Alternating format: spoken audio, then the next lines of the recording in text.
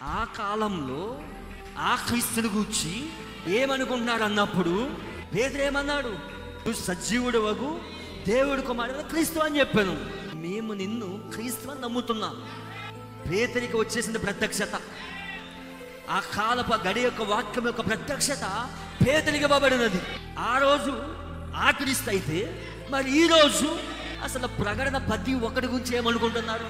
కొందరైతే ఏడాత్మల సమూహం, కొందరైతే రాకెట్ ఫ్యూయల్, కొందరు ఏలియా అని, కొందరు ఇర్మియా అని, కొందరు బాప్తిజం యోహాను అని ఒక్కొక్కరు ఒక్కొక్క అనువాదం చెప్తా ఉన్నారు. అందుకు పేతురు నువ్వు క్రీస్తు అని నమ్ముతున్నావు. ప్రకటన 11 క్రీస్తు అని నమ్ముతున్నాను నేను. బలిష్ఠుడైన దూత నమ్ముతున్నాను నేను.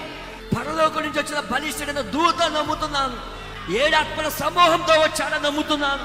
థియోఫనిగా వచ్చాడని నమ్ముతున్నాను. ఇదే ప్రత్యక్షత, ఈ గడి యొక్క ప్రత్యక్షత.